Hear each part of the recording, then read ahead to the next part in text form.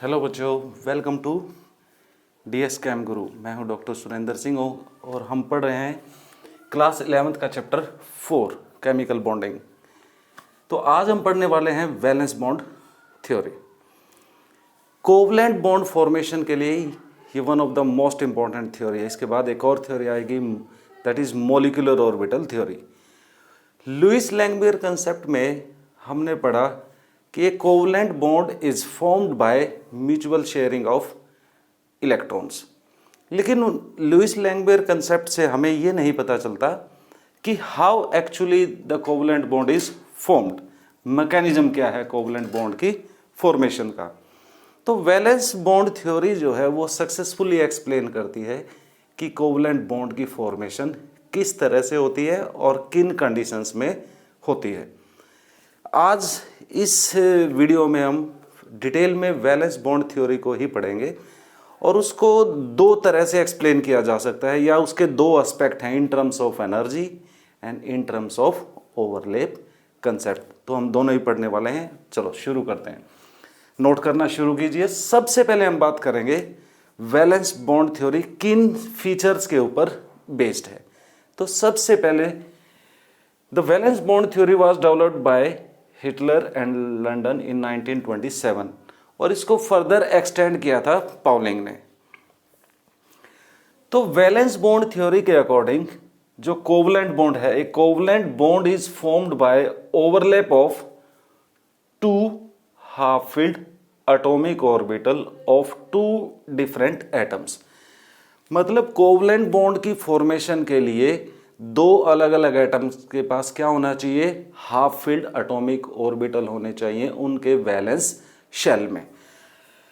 Overlap, जो word है overlap, overlap का मतलब क्या होता है कि जो इलेक्ट्रॉन चार्ज क्लाउड है दो एटम्स के वैलेंस शेल का, वैलेंस शेल के जो ऑर्बिटल है उनका, वो पार्शियली ओवरलैप कर जाएगा, पेनिट्रेट कर जाएगा एक दूसरे के अंदर। जैसे मान लो जैसे ये हमारे पास एक 1s ऑर्बिटल है, 1s orbital of hydrogen atom, और ये 1s ऑर्बिटल है सेकंड हाइड्रोजन एटम का। तो ओवरलैप का मतलब ये है इस तरह से कि इस ऑर्बिटल का इलेक्ट्रॉन चार्ज क्लाउड इसके साथ मर्ज कर जाएगा पार्शियली, कंप्लीटली नहीं, पार्शियली। तो इसको बोलते हैं ओवरलैप। इसको बोला जाएगा कि ये ओवरलैप्ड है और जो इलेक्ट्रॉन पेयर है वो इस रीजन में रहेगा, आगे हम पढ़ेंगे। और इसको बोला जाएगा रीजन ऑफ ओवरलैप। इसको क्या पढ़ा जाएगा, रीजन ऑफ ओवरलैप। ठीक है। तो कोवलेंट बॉन्ड कैसे बनता है, दो half filled atomic orbital partially overlap करेंगे। कौन से शेल के, वैलेंस शेल के। कौन से एटम्स के, दो डिफरेंट एटम्स के। Only half filled atomic orbitals can participate in covalent bond formation. Covalent bond बनने के लिए क्या होना चाहिए, वैलेंस शेल में हाफ फिल्ड एटॉमिक ऑर्बिटल होने चाहिए दो अलग अलग एटम्स के, तभी कोवलेंट बॉन्ड फॉर्मेशन पॉसिबल है। हालांकि कोऑर्डिनेट बॉन्ड जब हम आगे थोड़ा सा पढ़ेंगे तो ऐसा भी पॉसिबल है कि एक कंप्लीटली फिल्ड ऑर्बिटल दूसरे वेकेंट ऑर्बिटल के साथ ओवरलैप कर जाए। लेकिन in general condition half filled atomic orbital can participate in covalent bond formation. Next point is covalent bond formation is possible when there is a net release of energy. जब भी दो atom एक दूसरे को approach करेंगे और वो covalent bond बनाने के लिए उनके वैलेंस शेल के ऑर्बिटल ओवरलैप करेंगे, लेकिन वो कब ओवरलैप करेंगे, when there is a net release of energy. तो कोवलेंट बॉन्ड बनाने के लिए सबसे इंपॉर्टेंट कंडीशन है कि जब भी एटम कंबाइन करते हैं थ्रू कोवलेंट बॉन्ड, वो कब कंबाइन करेंगे, when there is a possibility of release of energy. अगर एनर्जी रिलीज नहीं होती है तो कोवलेंट बॉन्ड की फॉर्मेशन नहीं होगी। उसके बाद जो नेक्स्ट पॉइंट है, strength of covalent bond.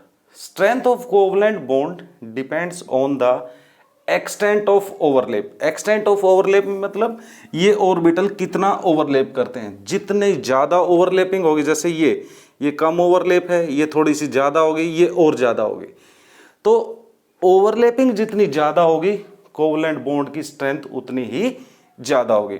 Greater the overlap, more will be the strength of covalent bond, right. अब देखिए नेक्स्ट पॉइंट क्या है, energy is release when covalent bond is formed. Same point ही है, थोड़ा सा चेंज किया गया है। जब भी कोवलेंट बॉन्ड फॉर्मेशन होती है एनर्जी रिलीज होती है, ठीक है। Greater the amount of energy release, more will be the और greater will be the greater the strength of covalent bond. Covalent bond formation में जितनी ज्यादा एनर्जी रिलीज होगी कोवलेंट बॉन्ड उतना ही स्ट्रॉन्ग होगा। Overlapped region contains electron pair with opposite spin, जैसे हमने अभी ये पढ़ा, ये है ओवरलैप्ड रीजन या रीजन ऑफ ओवरलैप। यहां पर इलेक्ट्रॉन जो होंगे वो इस तरह से अपोजिट स्पिन के साथ होंगे। Then next point is, if atom do not have required number of half filled atomic orbitals. कई बार ऐसा होता है कि एटम्स के पास वैलेंस शेल में उतने इलेक्ट्रॉन नहीं है जितने कोवलेंट बॉन्ड उसको बनाने हैं, मतलब उसकी वैलेंसी के अनुसार। तो क्या होगा उस केस में, then electron from the lower energy orbitals, जो लोअर एनर्जी के ऑर्बिटल्स हैं वहां से इलेक्ट्रॉन जंप करके हायर एनर्जी के वेकेंट ऑर्बिटल में चले जाएंगे। जैसे इसके लिए हम एग्जांपल लेते हैं, फॉर एग्जांपल कार्बन है, electronic configuration 1s2 2s2 2p2, क्योंकि एटॉमिक नंबर क्या है 6। अगर इसको हम शो करें वैलेंस शेल में,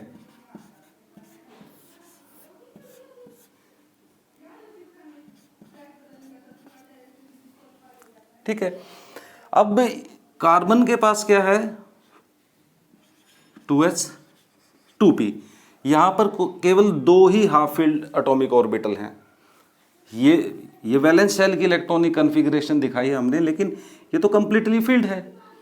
तो अब क्या होगा, हमें पता है कि कार्बन की जो वैलेंसी है वो 4 है, तो वो कैसे पॉसिबल है, 2s ऑर्बिटल से इलेक्ट्रॉन किस में चला जाएगा, vacant, one of the vacant 2p orbital में, और इलेक्ट्रॉनिक फिर कैसे हो जाएगा, इस तरह से इलेक्ट्रॉनिक कॉन्फ़िगरेशन को हम शो करेंगे ये।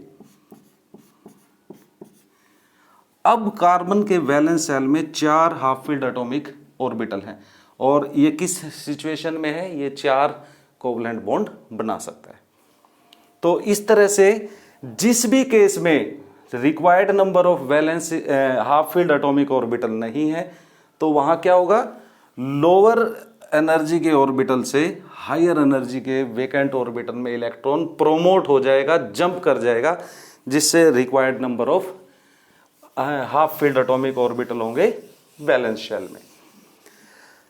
Next point is, when 2 atom with half filled atomic orbital approach each other, 2 atom हैं, दोनों के वैलेंस शेल में क्या है, हाफ फील्ड एटॉमिक ऑर्बिटल्स हैं।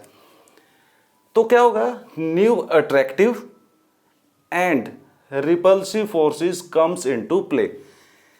अब 2 एटम है हमारे पास, दोनों एक दूसरे की तरफ अप्रोच कर रहे हैं, दोनों के पास क्या है, वैलेंस शेल में हाफ फील्ड एटॉमिक ऑर्बिटल हैं।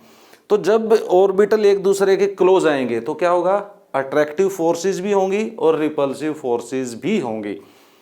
लेकिन कोवलेंट बॉन्ड फॉर्मेशन कब होगी, when attractive forces are greater than repulsive forces. ये अभी हम इसमें जस्ट पढ़ने वाले हैं कि कोवलेंट बॉन्ड फॉर्मेशन के दौरान क्या होगा, जब भी एटम एक दूसरे की तरफ अप्रोच करते हैं तो क्या होगा, अट्रैक्टिव फोर्सेस भी होंगी, रिपल्सिव भी होंगी, दोनों ही बढ़ेंगी जब वो अप्रोच करेंगे।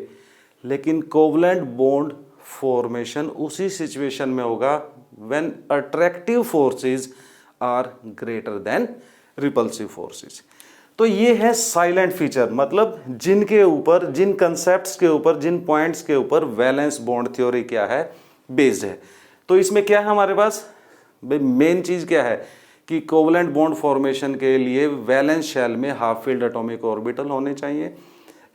ओवरलैपिंग कब पॉसिबल है, जब 2 हाफ फील्ड एटॉमिक ऑर्बिटल्स हैं, ठीक है। और कोवलेंट बॉन्ड फॉर्मेशन के लिए क्या होना चाहिए, there should be a net decrease in energy on combination. जब 2 एटम कंबाइन करेंगे तो नेट डिक्रीज इन एनर्जी होना चाहिए। अगर ऐसा नहीं है तो कोवलेंट बॉन्ड फॉर्मेशन नहीं होगी। अच्छा, एक चीज और याद रखें इसमें, जब भी कोवलेंट बॉन्ड फॉर्मेशन होती है, दो एटम्स में जब बॉन्ड बनता है, जैसे हाइड्रोजन और हाइड्रोजन कंबाइन करके क्या बनाएंगे, H2, इस दौरान नेट 433 किलो जूल पर मोल एनर्जी रिलीज होती है। अगर इसको हम ब्रेक करके वापस हाइड्रोजन एटम्स में तोड़ना चाहते हैं तो इतनी ही एनर्जी हमें इसको सप्लाई भी करनी पड़ेगी। मतलब जितनी बॉन्ड फॉर्मेशन में एनर्जी रिलीज होती है उतनी ही exactly same amount of energy हमें क्या करनी पड़ेगी, बॉन्ड फॉर्मेशन में, बॉन्ड ब्रेकिंग में सप्लाई करनी पड़ेगी। तो ये तो था silent feature of covalent valence bond theory. अब हम बात करते हैं how actually the covalent bond is formed according to the valence bond theory. तो इसमें हमारे पास दो कंसेप्ट हैं, या दो तरह से हम कोवलेंट बॉन्ड की फॉर्मेशन को एक्सप्लेन कर सकते हैं। वो दो तरह से कैसे कर सकते हैं, एक तो है इन टर्म्स ऑफ एनर्जी और दूसरा है इन terms of overlap of atomic orbitals. कि कोवलेंट बॉन्ड फॉर्मेशन की जो मैकेनिज्म है, उसका जो तरीका है, उसको दो तरह से एक्सप्लेन कर सकते हैं। पहले इन टर्म्स ऑफ एनर्जी, तो पहले यही हम पढ़ेंगे, इन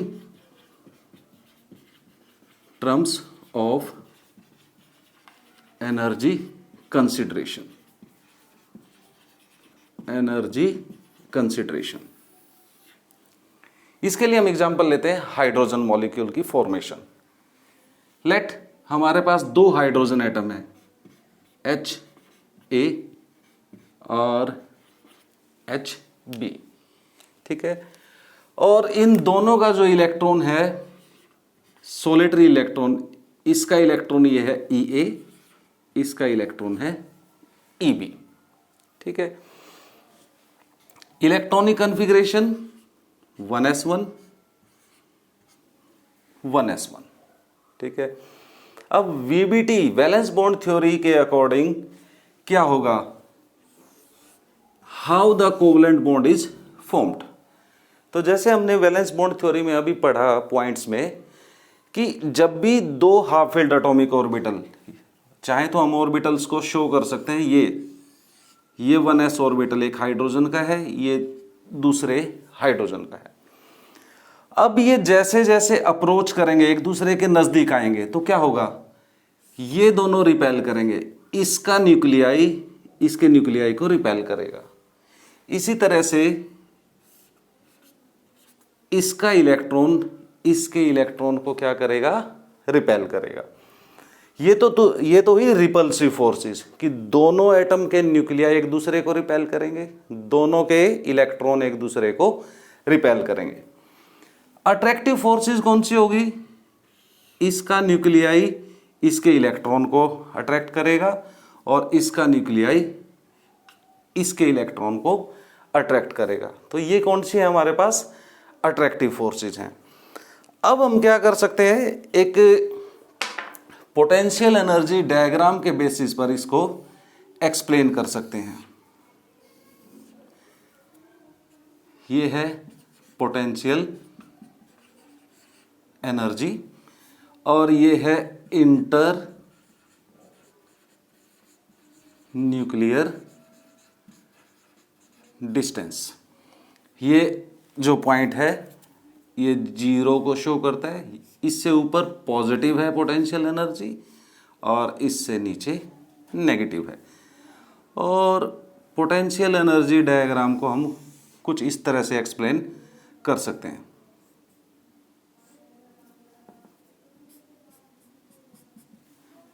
ये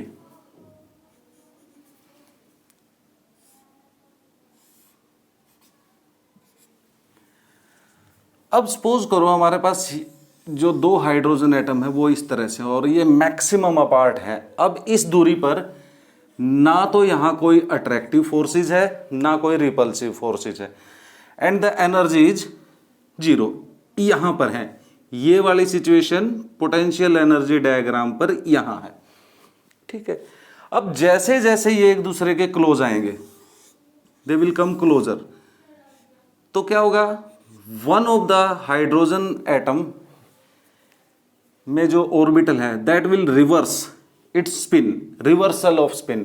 प्रोसेस क्या कहलाएगा, रिवर्सल ऑफ स्पिन, ठीक है। वैसे तो इंडिपेंडेंट है ये अपने, ये अलग है ये अलग है, लेकिन इनमें क्या होगा, रिपल्शन। और यहां धीरे धीरे जो है potential energy along this diagram decrease होनी शुरू हो जाएगी।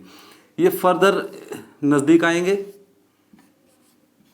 और ज्यादा पोटेंशियल एनर्जी डिक्रीज होगी, और एक स्टेज ऐसी आएगी जब अट्रैक्टिव फोर्सेस रिपल्सिव फोर्सेस के को एग्जैक्टली बैलेंस करेगी। और ये जो पॉइंट है यहां, या ये जो पॉइंट है, ये रिप्रेजेंट करता है उस सिचुएशन को when attractive forces are exactly balanced by repulsive forces, इस पॉइंट पे। अब उसके बाद वहां पर इसको हम इस तरह से दिखाएंगे ऐसे, और the shared pair will be in this region, ठीक है। अब अगर इससे ज्यादा हम इसको क्लोज लेके जाएंगे तो again potential energy will start increasing and the system will be unstable, ठीक है। देखिए समझ में आया कि नहीं, हमने कैसे पढ़ा, इन टर्म्स ऑफ एनर्जी कंसिडरेशन, कि भाई हमने ये पढ़ा कि कोवलेंट बॉन्ड फॉर्मेशन के दौरान एनर्जी रिलीज होती है। तो उसमें हम कैसे एक्सप्लेन करेंगे कि जैसे जैसे एटम एक दूसरे को अप्रोच करते हैं तो एनर्जी धीरे धीरे डिक्रीज होती है, और एक पॉइंट ऐसा होता है कि एक ऐसी स्टेट आएगी जहां पर एनर्जी मिनिमम होगी, ठीक है। और उस पॉइंट पर क्या होगा, अट्रैक्टिव फोर्सेस और रिपल्सिव फोर्सेस एग्जैक्टली बैलेंस्ड होंगे। जैसे यहां पर अट्रैक्टिव फोर्सेस ज्यादा हैं, फिर धीरे धीरे क्या हो रहा है, रिपल्सिव भी बढ़ेंगे जैसे जैसे ये आएंगे। इस पॉइंट पे attractive force will be equal to repulsive force, ठीक है। और जैसे अगर इससे नजदीक आएंगे ये दोनों, तो क्या होगा, रिपल्सिव फोर्सेस ज्यादा हो जाएंगी अट्रैक्टिव फोर्सेस से, और एनर्जी जो है वो बढ़ जाएगी। तो यहां क्या एक्सप्लेन हुआ, एक तो ये हुआ कि एनर्जी रिलीज होती है, ये शो कर रहा है कि how the energy is released. इस पॉइंट तक जो टोटल एनर्जी रिलीज हुई है, जैसे हाइड्रोजन के केस में कितनी एनर्जी रिलीज होगी इस पॉइंट तक, टोटल 433 किलो जूल पर मोल। मतलब जब एक मोल मॉलिक्यूल बनेंगे तो इतनी एनर्जी रिलीज होगी, ठीक है। अब ये जो डिस्टेंस शो करता है, क्योंकि इससे नजदीक नहीं आ सकते अभी, ये जो डिस्टेंस है ये और ये एक ही चीज है, इसको हम बोलते हैं बॉन्ड लेंथ। इसकी इंटरन्यूक्लियर डिस्टेंस बोल सकते हैं बॉन्डेड स्टेट में, या बॉन्ड लेंथ बोल सकते हैं। इसको नेक्स्ट सेक्शन में हम डिटेल में पढ़ेंगे भी। और बॉन्ड एनर्जी कितनी है, ये है। अच्छा, अब ये हाइड्रोजन यहां क्या है, बॉन्डेड स्टेट में है, कोवलेंट बॉन्डेड स्टेट। अब अगर इसको हम तोड़ना चाहते हैं तो एग्जैक्टली जितनी एनर्जी रिलीज हुई है उतनी ही एनर्जी पर मोल हमें क्या करनी पड़ेगी, सप्लाई करनी पड़ेगी, ठीक है। तो ये समझ में आया अच्छी तरह से कि how the covalent bond is formed in terms of energy consideration. अच्छा, इसी में जैसे अभी हमने पढ़ा कि H और H combine to form H2, then why helium plus helium combined do not form helium molecule, this process does not take place। तो इसको हम एक्सप्लेन कर सकते हैं किसके बेसिस पे, जैसे यहाँ हाइड्रोजन के केस में क्या हुआ कि जो आइसोलेटेड एटम है, अलग अलग जो एटम है, जब वो कंबाइन करते हैं तो there is a net release in energy, ठीक है। लेकिन हीलियम के केस में क्या हो रहा है कि जब दो एटम एक दूसरे के तरफ अप्रोच करते हैं तो repulsive forces are more as compare to attractive forces. किसी भी पॉइंट पर अट्रैक्टिव फोर्सेस रिपल्सिव फोर्सेस से ज्यादा नहीं है। तो इसीलिए क्या होगा कि जो हीलियम एटम है वो आइसोलेटेड स्टेट में ज्यादा स्टेबल है as compare to bonded state. क्योंकि वैलेंस बॉन्ड थ्योरी क्या कहते हैं कि atom will combine to form molecule when there is a net decrease in energy. तो हम सिंपल शब्दों में ऐसा भी बोल सकते हैं कि जब हाइड्रोजन के दो एटम कंबाइन करते हैं तो एनर्जी रिलीज होती है, इसलिए H2 बनता है। लेकिन हीलियम के केस में जब दो हीलियम एटम एक दूसरे को अप्रोच करते हैं तो क्या होता है, एनर्जी रिलीज नहीं होती, सिस्टम की एनर्जी डिक्रीज नहीं होती। तो हम यूं बोल सकते हैं कि जो आइसोलेटेड हीलियम एटम है they are stable as compare to their bonded state. या सिंपल एनर्जी रिलीज नहीं होती इसलिए कंबाइन नहीं करते, या जब वो एक दूसरे को अप्रोच करते हैं तो repulsive forces are greater than attractive forces, इसीलिए वो कंबाइन नहीं करते। तो ये तो था कोवलेंट बॉन्ड की formation in terms of energy consideration. अब हम बात करेंगे ओवरलैप की टर्म में। अभी हमने पढ़ा ओवरलैप क्या होता है। ओवरलैप होता है partial merging of electron charge cloud of two atomic orbital. दो एटॉमिक ऑर्बिटल्स के इलेक्ट्रॉन चार्ज क्लाउड का आपस में मिल जाना, पार्शियली, आंशिक रूप से, पूरा नहीं मिलेगा, आंशिक रूप से। तो हाउ टू एक्सप्लेन दिस, ठीक है, इन टर्म्स ऑफ किसमें, इन टर्म्स ऑफ ओवरलैपिंग में कैसे दिखाएंगे। तो ओवरलैपिंग कंसेप्ट के अनुसार क्या है कि जब कोवलेंट बॉन्ड की फॉर्मेशन कैसे होगी, कोवलेंट बॉन्ड की फॉर्मेशन होगी जब दो half filled atomic orbital valence shell के ओवरलैप करेंगे। तो इसी तरह से हम इसमें भी एक्सप्लेन कर सकते हैं। जैसे हमारे पास क्या है, हाइड्रोजन का एग्जांपल लेते हैं। एग्जांपल ऑफ ये है हमारे पास second point in terms of overlap of atomic orbital. ये हमारे पास एक हाइड्रोजन एटम है से HA, ये इसका 1s1, ये है सेकंड, ठीक है। अब ये क्या होगा, अप्रोच करेंगे and they will overlap like this. और यहां पर क्या होगा, शेयर्ड पेयर। जैसे यहां पर दोनों की पैरेलल स्पिन है, ये दो अलग अलग ऑर्बिटल हैं, तो इनमें से एक क्या करेगा, अपने स्पिन को रिवर्स करेगा।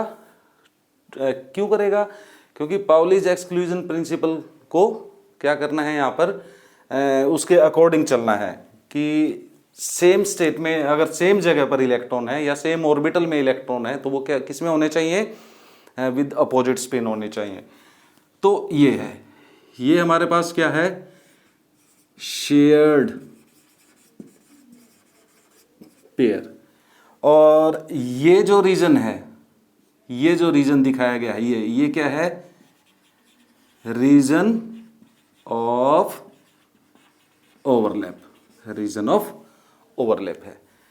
तो ये तो हुई किसकी हमारे पास, ये दूसरा हाइड्रोजन एटम है 1s1Hb, और ये क्या है हमारे पास, H2 मॉलिक्यूल, ठीक है। तो इसमें क्या हुआ, ओवरलैप कंसेप्ट के अनुसार क्या होगा, H2 जो मॉलिक्यूल है वो कैसे बना, दो half filled atomic orbital of two different hydrogen atom will overlap. ये एक एग्जांपल है। इसी तरह से हम क्या कर सकते हैं, इसी तरह से हम एक्सप्लेन कर सकते हैं अनदर एग्जांपल से फॉर्मेशन ऑफ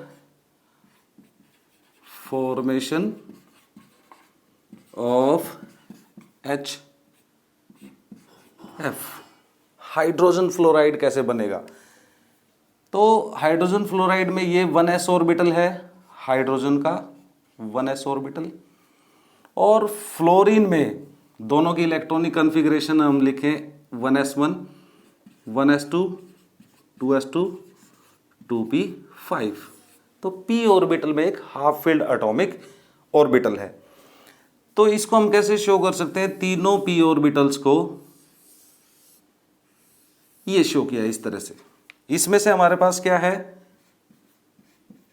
ये और ये कंप्लीटली फिल्ड है, और ये बड़ा ऑर्बिटल क्या है, हाफ फिल्ड है। ठीक है, तो अब क्या होगा, इसी तरह से अप्रोच करेंगे और 1s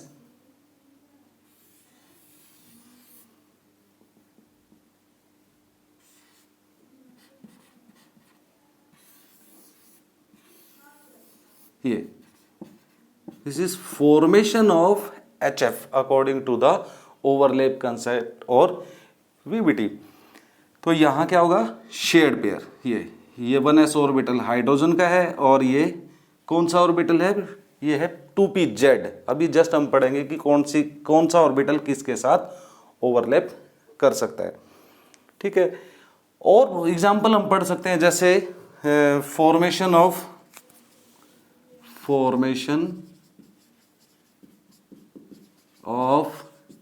F2, फ्लोरीन का मॉलिक्यूल कैसे बनता है। तो फ्लोरीन में अगर हम इसको शो करें सेम वे, ये हाफ फील्ड ऑर्बिटल है और ये दो कंप्लीटली फील्ड ऑर्बिटल है वैलेंस शेल में, ये वाले दिखाए हमने। इसी तरह से सेकंड फ्लोरीन को शो करेंगे,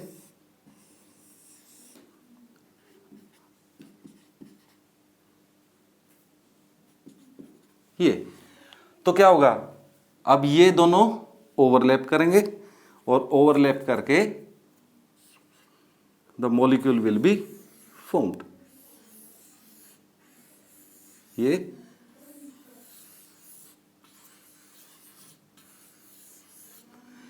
ये हमारे पास क्या है, शेयर्ड पेयर है, ये ऑलरेडी फील्ड है, ये और इस तरह से। तो ओवरलैप कंसेप्ट के अनुसार क्या होगा कि हमारे पास क्या होने चाहिए, हाफ फील्ड एटॉमिक ऑर्बिटल्स होने चाहिए। ठीक है, अब इसमें ओवरलैप कौन कौन सी हैं, तो इसमें हम बात कर सकते हैं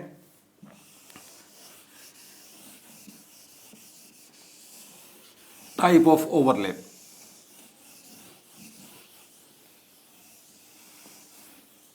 टाइप ऑफ ओवरलैप, अच्छा इसमें बहुत कुछ एग्जाम्पल आप बना के देखें, जैसे वाटर का मॉलिक्यूल कैसे बनता है, इसी तरह से अमोनिया का मॉलिक्यूल कैसे बनता है, मीथेन का मॉलिक्यूल कैसे बनता है, तो वो सारे एग्जाम्पल आप जो है ड्रा कर करके देखें कि हाउ दे आर फॉर्म्ड। अब यहाँ पर हमने पढ़ा कि कोवलेंट बॉन्ड फॉर्मेशन हुई, जैसे एक एग्जाम्पल और ले लेते हैं पहले, फॉर्मेशन ऑफ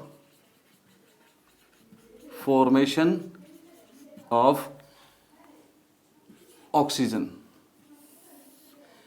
अगर ऑक्सीजन की electronic configuration is 1s2 2s2 2p4, तो वैलेंस शेल में अगर हम दिखाएं तो दो हाफ फील्ड एटॉमिक ऑर्बिटल हैं। ठीक है, तो सेकंड ऑक्सीजन में भी इसी तरह से होगा, ये एक ऑक्सीजन है, ये सेकंड ऑक्सीजन है, तो उसमें भी इसी तरह से शो करेंगे। ये तो क्या होगा, ये ओवरलैप, इनमें से एक, ये दोनों अपनी स्पिन रिवर्स करेंगे और ये ओवरलैप करेगा, ये और ये। अगर ऑर्बिटल्स को दिखाएं तो ऑर्बिटल्स विल बी लाइक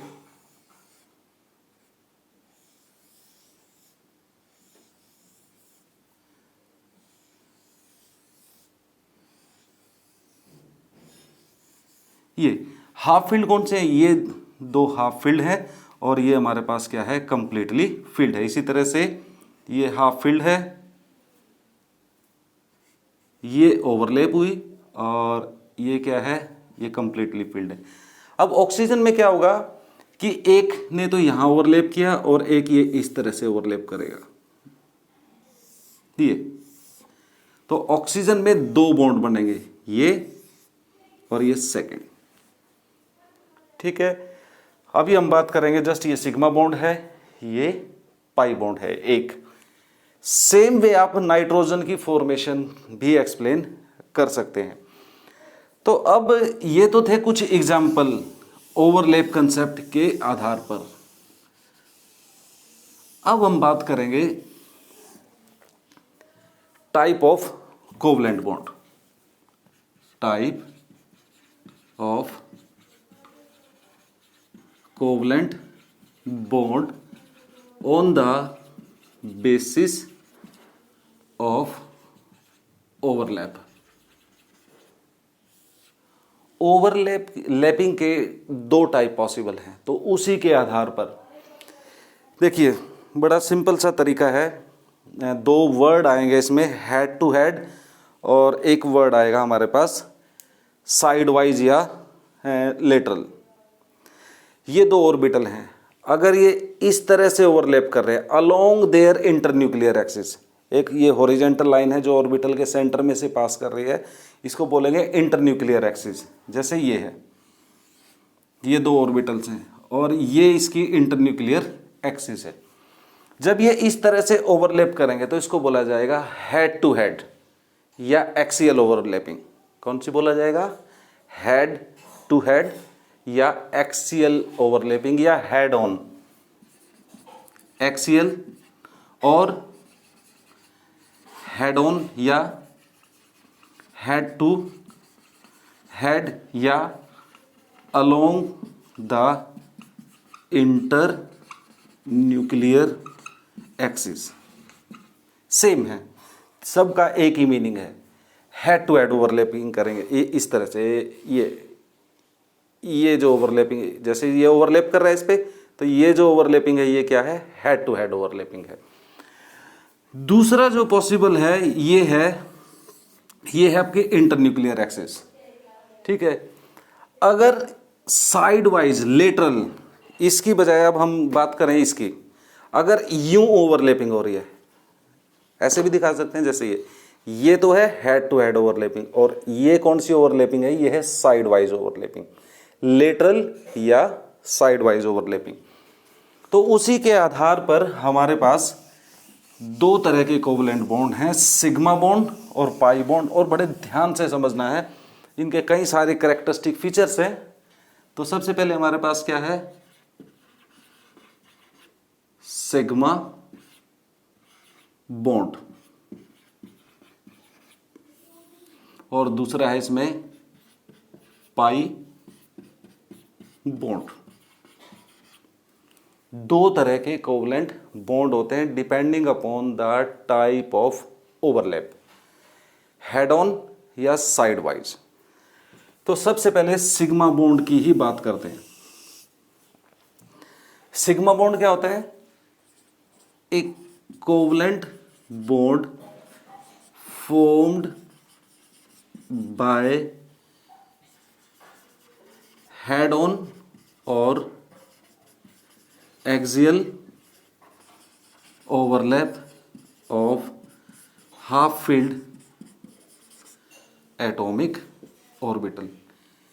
जो कोवलेंट बॉन्ड दो ऑर्बिटल्स की हेड टू हेड या हेड ऑन ओवरलैपिंग से बनता है उसको क्या कहा जाएगा? सिग्मा कोवलेंट बॉन्ड कहा जाएगा। फॉर एग्जाम्पल, जैसे एग्जाम्पल ये दो 1s ऑर्बिटल है, 1s1 1s1 हाइड्रोजन के लिए, दो hydrogen atom.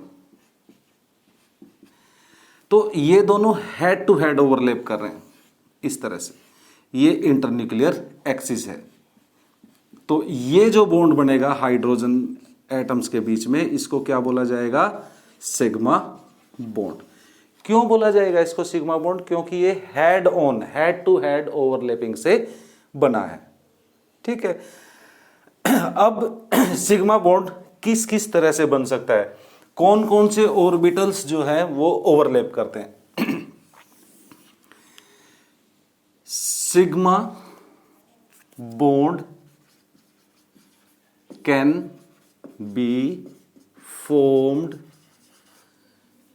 by one SS overlap, दूसरा है SP overlap, और थर्ड है PP ओवरलैप। 3 सिचुएशंस में बन सकता है। अब ये मीनिंग क्या है? SS ओवरलैप का मतलब है कि 2 S ऑर्बिटल आपस में ओवरलैप कर रहे हैं। इसमें क्या है? एक S ऑर्बिटल और एक P, और ये कौन सा है? 2 P ऑर्बिटल्स। ये याद रखें, आपने एटॉमिक स्ट्रक्चर में पढ़ा होगा कि 3 P ऑर्बिटल्स इस तरह से हैं हमारे पास, ये, और तीसरा है ये। तो दे आर डेजिग्नेटेड एज, ये है PZ, PX, PY। इनमें से तो आप किसी को, इसको PY की जगह PX लिख सकते हैं, इसको PY लिख सकते हैं, लेकिन ये PZ है। जो P orbital along the internuclear axis है बाय साइन कन्वेंशन, उसको आपने क्या लेना है? PZ। तो कई बार ये ऐसे भी लिखा हो सकता है, ये PZ, क्योंकि केवल PZ ऑर्बिटल ही सिमेट्रिकल होता है अलोंग द इंटरन्यूक्लियर एक्सिस। और सिग्मा बॉन्ड की फॉर्मेशन के लिए क्या होने चाहिए? 2 ऑर्बिटल सिमेट्रिकल होने चाहिए अलोंग द इंटरन्यूक्लियर एक्सिस। ये सिमेट्रिकल है अलोंग द इंटरन्यूक्लियर एक्सिस, जबकि ये दोनों क्या हैं? परपेंडिकुलर हैं अलोंग द इंटरन्यूक्लियर एक्सिस। तो ये हेड टू हेड ओवरलैप नहीं कर सकते। ये किस में इन्वॉल्व हो सकता है? हेड टू हेड ओवरलैपिंग में इन्वॉल्व हो सकता है। दोबारा समझना, देखो, ये तो हमने पढ़ लिया कि सिग्मा बॉन्ड वो होता है जो हेड टू हेड ओवरलैप से बनता है, ठीक है। अब हेड टू हेड ओवरलैपिंग के एग्जांपल हो सकते हैं, 2 S orbital head to head overlap कर सकते हैं, एक S और एक PZ। क्वेश्चन ये था कि PY और PX क्यों नहीं लिया हमने? क्योंकि भाई हेड टू हेड ओवरलैपिंग के लिए जो भी P ऑर्बिटल इन्वॉल्व होगा वो क्या होना चाहिए? वो सिमेट्रिकल होना चाहिए अलोंग द इंटरन्यूक्लियर एक्सिस। तो वो कौन सा माना है हमने? PZ को। तो PZ इन्वॉल्व होगा सिग्मा बॉन्ड फॉर्मेशन में, ये सिग्मा बॉन्ड फॉर्मेशन में इन्वॉल्व नहीं होंगे। समझ आया कि नहीं? देखो ध्यान से सुनना है। अलोंग द इंटर, कंडीशन सुनो, ऑर्बिटल कहाँ होना चाहिए? Along the internuclear axis. इसलिए हमने यहाँ PZ लिखो या ना लिखो, ये अंडरस्टूड है कि हेड टू हेड ओवरलैपिंग हो रही है तो PZ ऑर्बिटल इन्वॉल्व है। जैसे SS ओवरलैप का तो एग्जांपल ये लिया हमने, ठीक है। तो SS ओवरलैप में आप कैसे दिखा सकते हैं? ये सिंपलेस्ट, ये एक S ऑर्बिटल है, ये सेकंड S ऑर्बिटल है, and they will overlap like this. ये सिग्मा बॉन्ड बना है किससे? SS ओवरलैप से, ठीक है। अब S और P, ये S ऑर्बिटल है, ये क्या है आपके पास? PZ है। और ये कौन सी ओवरलैप? ये भी सिग्मा बॉन्ड बना है, किससे बना है? SPZ ओवरलैप से, या सिंपली SP ओवरलैप से। और PP ओवरलैप से ये एक PZ है, ये दूसरा PZ ऑर्बिटल है, तो क्या बनेगा? इस तरह से, ये है शेड पेयर ऑफ इलेक्ट्रॉन। ये क्या है? PZ PZ। ये ध्यान से समझ लेना है, इसमें हमने इसको बाय साइन कन्वेंशन माना है कि PZ ऑर्बिटल को हमने along the internuclear axis he show करना है, ठीक है। तो ये था कोवलेंट बॉन्ड जो है वो SS, sigma covalent bond SS overlap से या SP या PP ओवरलैप से बन सकता है।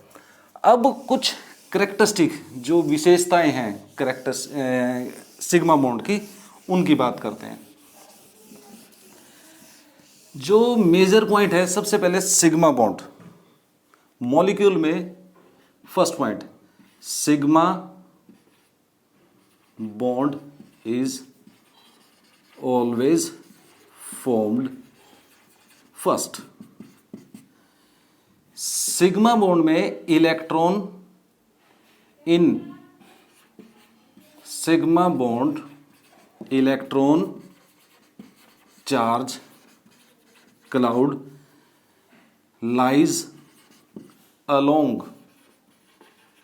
the internuclear axis। In sigma bond free rotation is possible. अभी पढ़ेंगे इसका मीनिंग क्या है। तो ये कुछ कैरेक्टरिस्टिक फीचर्स हैं, इनको पाई बॉन्ड के साथ कंपेयर करेंगे।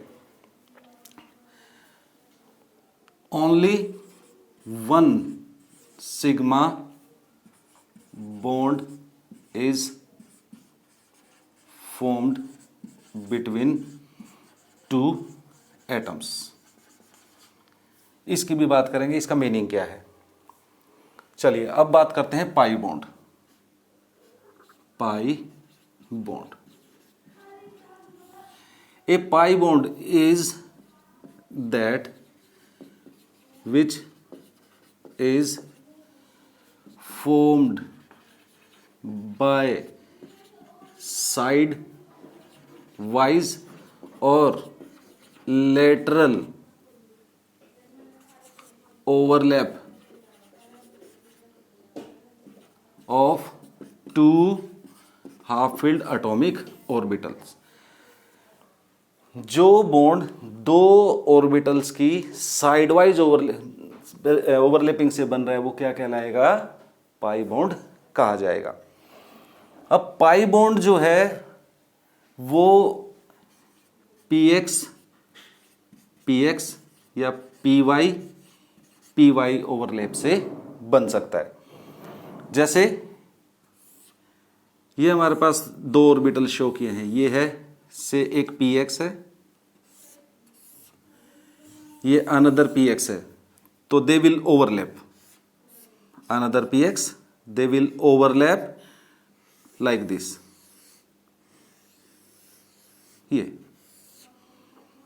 ये रीजन ऑफ ओवरलैप है। ठीक है, अब ध्यान से देखें, जब हमने सिग्मा बॉन्ड पढ़ा था इस तरह से, यहां एक ही रीजन ऑफ ओवरलैप है, जबकि पाई बॉन्ड में क्या है, एक रीजन ऑफ ओवरलैप ये है, ये इंटरन्यूक्लियर एक्सिस है, तो एक region of overlap above the internuclear axis है और एक बिलो द इंटरन्यूक्लियर एक्सिस है। समटाइम्स दिस इज, इसको इस तरह से हम शो भी करते हैं इलेक्ट्रॉन चार्ज क्लाउड को, कि electron charge cloud sigma bond में तो दोनों एटम्स के यहां अलोंग द इंटरन्यूक्लियर एक्सिस है, यहां पर है, लेकिन यहां क्या है, above the plane and below the plane. तो जैसे इसकी कैरेक्टरिस्टिक पढ़ी है, हम पाई बॉन्ड की कैरेक्टरिस्टिक की बात करते हैं। Pi bond, the first characteristic is pi bond is formed in addition to sigma bond always। दूसरा, it is a weak bond। Electron charge cloud lies above and below the internuclear axis। ठीक है, और another is free rotation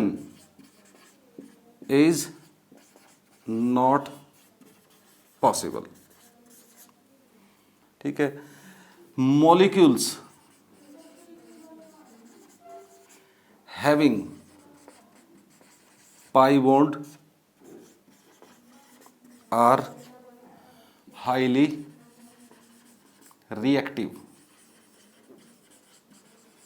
जबकि ऐसा नहीं है, sigma वाले में अगर हम यहां बात करें तो molecules with only sigma bond are less reactive. हाँ जी, अब इन कैरेक्टरिस्टिक को साथ साथ बात करेंगे दोनों की। पहले तो ये बताएं, सिग्मा और पाई बॉन्ड में समझ में आया कि सिग्मा और पाई बॉन्ड क्या है, कोवलेंट बॉन्ड के दो टाइप हैं। किसके बेसिस पर कि ओवरलैपिंग कैसे हो रही है, ऑर्बिटल ऐसे हेड टू हेड ओवरलैप कर रहे हैं तो सिग्मा, और ऐसे साइड वाइज ओवरलैप कर रहे हैं तो पाई बॉन्ड। ठीक है, अब याद रखें sigma bond is always formed first. तो इसका आंसर क्या है भाई, सिग्मा बॉन्ड ही क्यों बनेगा, पाई क्यों नहीं बन सकता? क्योंकि वैलेंस बॉन्ड थ्योरी में हम पढ़ रहे हैं कि कोवलेंट बॉन्ड की स्ट्रेंथ डिपेंड करती है ओवरलैपिंग पे, और साइड वाइज ओवरलैपिंग के कंपैरिजन में हेड टू हेड ओवरलैपिंग की एक्सटेंट ज़्यादा होती है। क्योंकि कोवलेंट बॉन्ड की स्ट्रेंथ किस पे डिपेंड करती है, ओवरलैपिंग पे। ओवरलैपिंग ज़्यादा होगी तो कोवलेंट बॉन्ड स्ट्रॉन्ग होगा। तो चूंकि हेड टू हेड ओवरलैपिंग की जो एक्सटेंट है, जो अमाउंट है, जो मात्रा है वो ज़्यादा होती है, तो ओवरलैपिंग ज़्यादा होगी तो बॉन्ड भी क्या होगा, स्ट्रॉन्गर फॉर्म होगा। तो sigma bond is always formed first, क्योंकि the sigma bond is a stronger bond. क्यों स्ट्रॉन्गर है, क्योंकि it is formed by the head to head overlapping.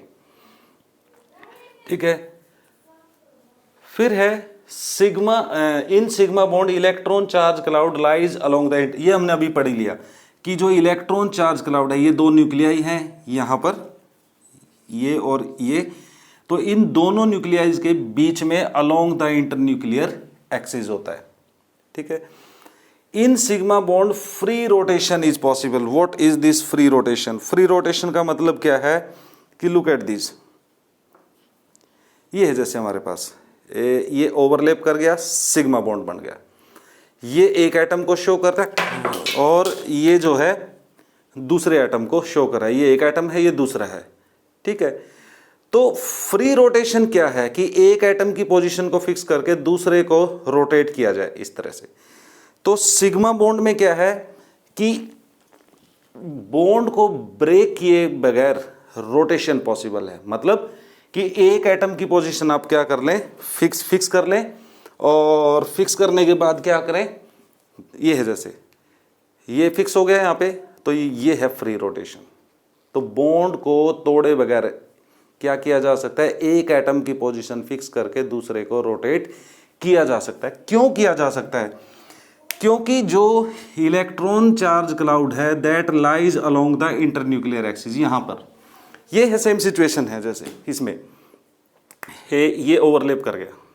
ठीक है, अब ये ओवरलैप करेगा तो ये रोटेट कर दिया हमने। बॉन्ड कब टूटेगा, जब दोनों ये अलग हो जाएंगे, इस तरह से ओवरलैपिंग खत्म हो जाएगी। ठीक है, तो फ्री रोटेशन क्यों पॉसिबल है सिग्मा बॉन्ड में, क्यों पॉसिबल है? क्योंकि इलेक्ट्रॉन चार्ज क्लाउड जो है that lies along the internuclear axis and it is possible to rotate one atom by fixing the other, ऐसे रोटेट कर सकते हैं। ठीक है, क्लियर हुआ ये वाला point. Sigma bond is formed only, केवल दो एटम्स के बीच में एक ही सिग्मा बॉन्ड होगा। पॉइंट का मतलब क्या, जैसे हमारे पास ये है कार्बन कार्बन के बीच में ये 3 बॉन्ड है। ठीक है, इनमें से एक सिग्मा बॉन्ड है, बाकी ये दोनों क्या है, पाई बॉन्ड है। कार्बन के बीच में ये 2 बॉन्ड है तो एक सिग्मा है और एक क्या है, पाई, और अगर ये है तो ये क्या है, सिग्मा है। तो भाई क्वेश्चन ये भी अराइज कर सकता है कि जब सिग्मा बॉन्ड स्टेबल है तो वो सारे ही सिग्मा बॉन्ड बना ले, उसको पाई बॉन्ड बनाने की जरूरत क्या है?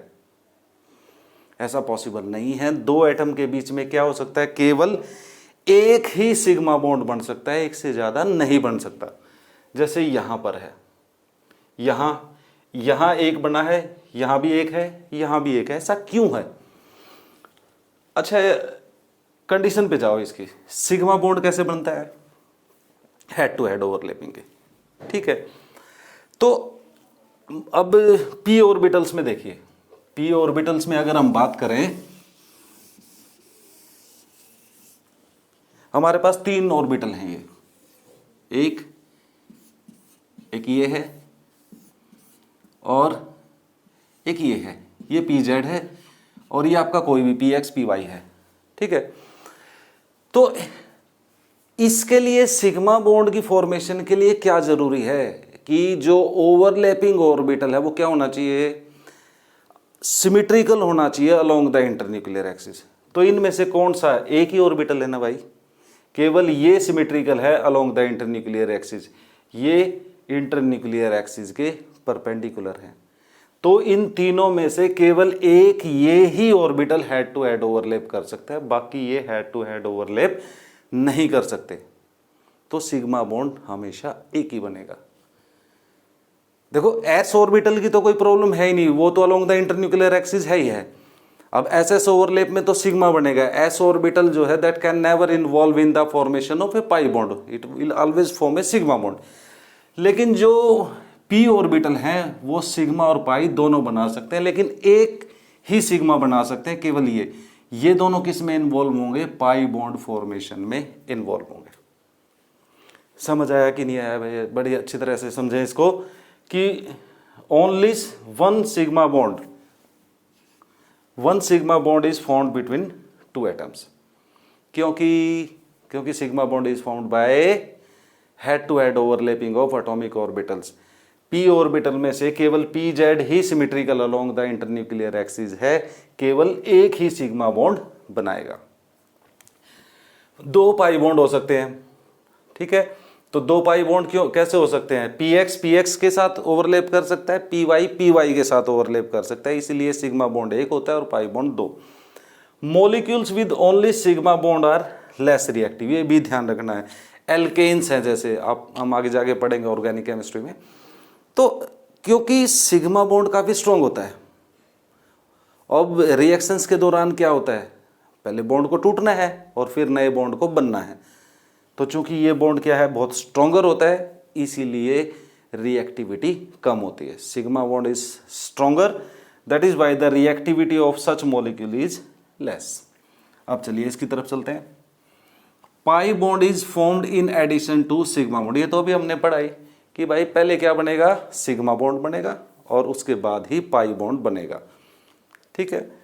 कभी भी पाई बॉन्ड पहले फॉर्म नहीं हो सकता, पहले हेड टू हेड ओवरलैप होगा और फिर अगर जरूरत है तो क्या होगा, साइड वाइज ओवरलैपिंग होगी, अदरवाइज साइड वाइज ओवरलैपिंग नहीं होगी। It is a weak bond, ये हमने पढ़ा कि भी जो एक्सटेंट ऑफ ओवरलैपिंग है, हेड टू हेड में ओवरलैप की पॉसिबिलिटी ज़्यादा होती है, इसलिए स्ट्रॉन्ग बॉन्ड बनता है। साइड वाइज में ओवरलैपिंग कम होती है, कम चांसेस बनते हैं, एरिया ऑफ ओवरलैप कम होता है, इसीलिए ये एक वीक बॉन्ड है। Electron charge cloud lies above and below the internuclear axis, ये अभी हमने बात की थी, या दोबारा दिखा सकते हैं। जैसे ये है, ये दोनों ओवरलैप करेंगे तो क्या होगा, इस तरह से होगा। अब दो ओवरलैप के रीजन है कि ये और एक ये है, एक ये है। तो जो इलेक्ट्रॉन चार्ज डेंसिटी है वो इस इंटरन्यूक्लियर एक्सिस से ऊपर और नीचे की तरफ है, ठीक है। Free rotation is not possible. देखो ये ऐसे ओवरलैप है यूं, ठीक है। अब एक एटम को फिक्स करेंगे तो इसको घुमाने की कोशिश करेंगे ऐसे, तो बॉन्ड टूट गया भाई, ओवरलैपिंग खत्म हो गई, ये यूं ओवरलैप है। अब इसको हमने फिक्स कर दिया तो इसको घुमाएंगे तो क्या हो जाएगा, बॉन्ड टूट जाएगा। तो free rotation is not possible in pi bond. क्यों पॉसिबल नहीं है, क्योंकि जो ओवरलैपिंग है वो रीजन ऑफ ओवरलैप कहाँ है आपका, above the plane and below the plane, इस तरह से है, ठीक है। तो एक एटम को फिक्स करके जब दूसरे को रोटेट करने की कोशिश करेंगे तो क्या हो जाएगा, बॉन्ड ब्रेक हो जाएगा। तो फ्री रोटेशन पॉसिबल नहीं है। Molecules having pi bond are highly reactive. Alkenes and alkynes are highly reactive molecules. कारण क्या होता है, रिएक्टिविटी डिपेंड करती है ब्रेकिंग ऑफ बॉन्ड के ऊपर। जितना इजीली बॉन्ड ब्रेक होगा रिएक्टिविटी क्या होगी, उतनी ज़्यादा होगी। चूँकि जो पाई बॉन्ड है वो एक वीकर बॉन्ड होता है, इजीली ब्रेक हो जाता है, इसीलिए जिन मॉलिक्यूल्स में पाई बॉन्ड होते हैं यूजुअली, हमेशा ऐसा नहीं है, आगे हम जाके पढ़ेंगे, यूजुअली क्या होता है कि उनकी रिएक्टिविटी काफ़ी ज़्यादा होती है। ठीक है। अब सिग्मा और पाई बॉन्ड में डिफरेंस आपके सामने लिखे हुए हैं। Sigma bond head to head overlapping से बनता है, ये साइड वाइज ओवरलैपिंग से बनता है, ये स्ट्रॉन्गर होता है, पाई बॉन्ड वीकर होता है। ठीक है। सिग्मा बॉन्ड में फ्री रोटेशन पॉसिबल है, यहां पर फ्री रोटेशन पॉसिबल नहीं है। सिग्मा बॉन्ड, केवल सिग्मा बॉन्ड जिन मॉलिक्यूल्स में होता है वहां क्या है, रिएक्टिविटी कम होती है। जहां पाई बॉन्ड इन्वॉल्व होता है वहां पर यूजुअली रिएक्टिविटी ज़्यादा होती है। ठीक है। और सिग्मा बॉन्ड जो है वो स्ट्रॉन्गर है, ज़्यादा एनर्जी रिलीज होती है, इसके केस में लेसर एनर्जी रिलीज होती है। ठीक है। तो ये तो हमने पढ़ा वैलेंस बॉन्ड थ्योरी का कंप्लीट फॉर्मेट। एक छोटी सी चीज हो रहती है कि condition for overlapping of orbital, कि किन सिचुएशंस में ऑर्बिटल ओवरलैप करेंगे। कंडीशंस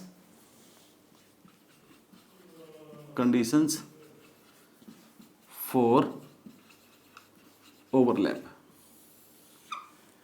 ओवरलैपिंग के लिए कंडीशंस क्या हैं? एक है overlapping orbitals must have comparable energy। Number 2 है overlapping orbitals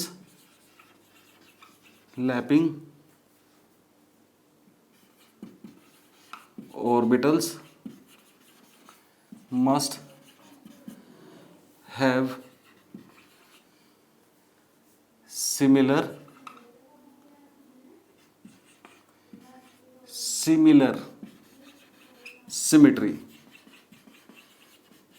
सिमिट्री। दोनों पॉइंट का मतलब क्या है? देखिए, एनर्जी वाइज में जैसे हमारे पास 1s और 1s, they have similar energy, they can overlap. ठीक है।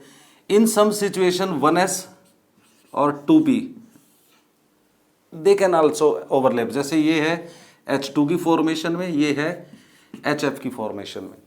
इसी तरह से इन ऑर्बिटल्स में क्या होना चाहिए, एनर्जी में बहुत ज़्यादा डिफरेंस नहीं होना चाहिए। जैसे अगर हम यहाँ करें 1s और से 4p या 5p, इस तरह से, वो एक इफेक्टिव ओवरलैपिंग नहीं कहलाएगी। एनर्जी डिफरेंस उनके बीच में क्या है, एनर्जी डिफरेंस बहुत ज़्यादा है। और एनर्जी डिफरेंस ज़्यादा भी होगा और साथ में ऑर्बिटल के साइज में भी डिफरेंस होगा। ठीक है। तो जैसे जैसे ये वैल्यू बढ़ेगी, क्वांटम नंबर है ये जैसे प्रिंसिपल क्वांटम नंबर बढ़ेगा, ऑर्बिटल का साइज बढ़ेगा। ये बहुत छोटा है, एक बहुत बड़ा है, तो ओवरलैपिंग इफेक्टिव नहीं हो पाएगी। तो पहली कंडीशन क्या है कि जो ऑर्बिटल ओवरलैप कर रहे हैं उनकी एनर्जी क्या होनी चाहिए, कंपेरेबल होनी चाहिए। अच्छा, दूसरा पॉइंट क्या है, सिमिट्री से क्या मतलब है? अभी हमने सिग्मा और पाई बॉन्ड में इसको डिटेल में पढ़ा बड़ी अच्छी तरह से कि भाई दो ऑर्बिटल अगर ओवरलैप कर रहे हैं तो या तो वो दोनों हेड टू हेड होने चाहिए, मतलब सिमिट्रिकल होने चाहिए अलोंग द इंटरन्यूक्लियर एक्सिस। जैसे 1s और 2pz दोनों में ओवरलैपिंग पॉसिबल है। क्यों पॉसिबल है? कि दोनों सिमिट्रिकल हैं अलोंग द इंटरन्यूक्लियर एक्सिस। अगर हम ये कंडीशन पढ़ें, ये है 1s और ये है से 2px, इनमें ऐसा पॉसिबल नहीं है। अगर इनको आप ओवरलैप करेंगे तो मिनिमम ओवरलैपिंग होगी इस तरह से।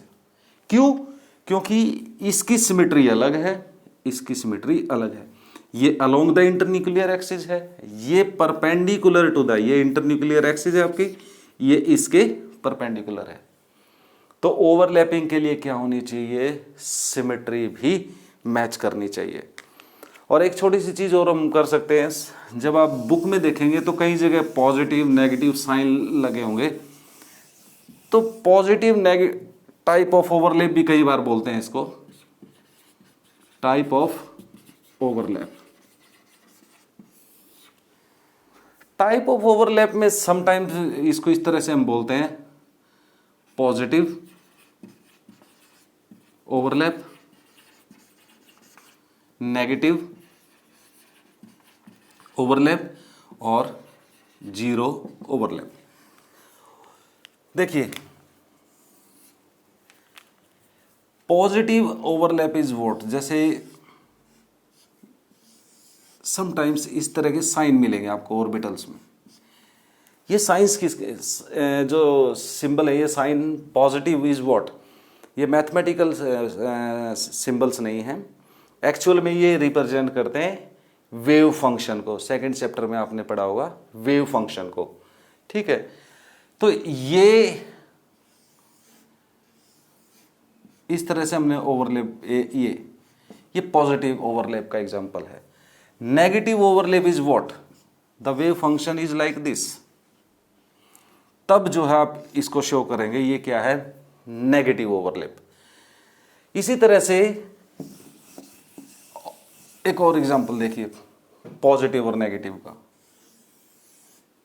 ये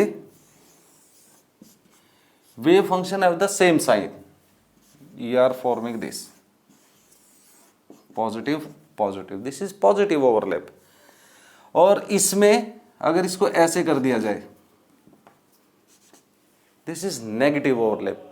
मतलब इसमें यहां क्या है, पॉजिटिव ओवरलैप अगर हम लेते हैं तो the wave function have same sign in both, सिर्फ इतना है।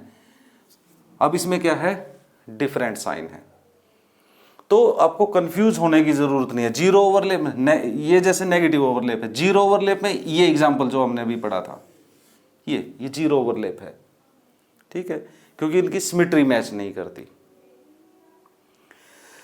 तो ये था वैलेंस बॉन्ड थ्योरी का डिटेल्ड डिस्कशन। अब इसके कैसे क्वेश्चन कहाँ पूछे जा सकते हैं। देखिए वैलेंस बॉन्ड थ्योरी में से सब्जेक्टिव क्वेश्चन सबसे ज़्यादा बनते हैं, तो बोर्ड एग्जाम में सबसे ज़्यादा सब्जेक्टिव क्वेश्चन आने की पॉसिबिलिटी इससे रहती है, खास करके सिग्मा और पाई बॉन्ड्स में, ठीक है। इसमें से हम अगर बहुत इंपॉर्टेंट कुछ छांटें तो 2-3 क्वेश्चन बनते हैं। जैसे पहला, how covalent bond is formed, explain on the basis of overlap, तो वो ओवरलैप के आधार पर बताइए। या explain the formation of covalent bond in terms of energy concentration, जो हमने डायग्राम बनाया था शुरू में, उसके बेसिस पे कर सकते हैं, ठीक है। एक क्वेश्चन बन सकता है, differentiate between sigma and pi bond, ठीक है। अच्छा, थोड़ा सा कंसेप्चुअल में जाएं तो जो हमने एक्सप्लेन किया कि भाई एक में सिग्मा बॉन्ड में फ्री रोटेशन होती है, पाई में नहीं होती, क्यों नहीं होती। सिग्मा बॉन्ड स्ट्रॉन्गर होता है, पाई बॉन्ड वीकर होता है, क्यों होता है। सिग्मा बॉन्ड ही पहले क्यों बनता है। इस तरह की ये पॉइंट्स जो आप अच्छी तरह से ध्यान रखें, ठीक है। अच्छा, जो कम्पिटिटिव एग्जाम्स में है यूजुअली जो है क्वेश्चन हो सकता है कि भाई इनमें से कौन सी ओवरलैप पॉसिबल है, कौन सी नहीं है। या ऑर्गेनिक केमिस्ट्री में हम ज़्यादा डिटेल में पढ़ेंगे कि आपको कोई मॉलिक्यूल दे रखा है और उसमें से आपको फाइंड आउट करना है कि इसमें कितने सिग्मा बॉन्ड है, कितने पाई बॉन्ड है, सबसे ज़्यादा आते हैं। For example, you have given C2H2, this is ethyne, ठीक है। आपको बताना है नंबर ऑफ सिग्मा और पाई बॉन्ड कितने हैं, ठीक है। तो इसका स्ट्रक्चर आपको पता होना चाहिए, ये है, ये H। अब इसमें ये बॉन्ड कौन सा है, सिग्मा। ये 2 बॉन्ड कौन से हैं, पाई। ये कौन सा है, सिग्मा। और ये कौन सा है, सिग्मा। तो सिग्मा बॉन्ड कितने हो गए और पाई बॉन्ड कितने हो जाएंगे। सिग्मा कितने हो गए, 1 2 3, तो 3 सिग्मा। पाई बॉन्ड कितने हैं, 2। इस तरह के क्वेश्चन सबसे ज़्यादा होते हैं। तो ये ऑर्गेनिक जब हम स्टार्ट करेंगे तब वहाँ पर इन क्वेश्चंस के बारे में बात करेंगे, ठीक है। तो कंपेटिटिव में तो इस तरह के सबसे ज़्यादा होते हैं, या तो इस तरह के होंगे, या कौन सी ओवरलैप पॉसिबल है, कौन सी नहीं है। तो नेक्स्ट जो हम पढ़ेंगे अगले लेक्चर में, वो characteristic of covalent bond probably next topic है हमारा। तो उससे पहले आप इसको बड़ी अच्छी तरह से पढ़ें, ध्यान से, कंफ्यूज ना हो। इसके बाद क्योंकि एक और टॉपिक आना है हाइब्रिडाइजेशन, जिसमें ये ऑर्बिटल्स की ओवरलैपिंग वगैरह आपको अच्छी तरह से आनी चाहिए, तो इसको बहुत अच्छे से पढ़ें।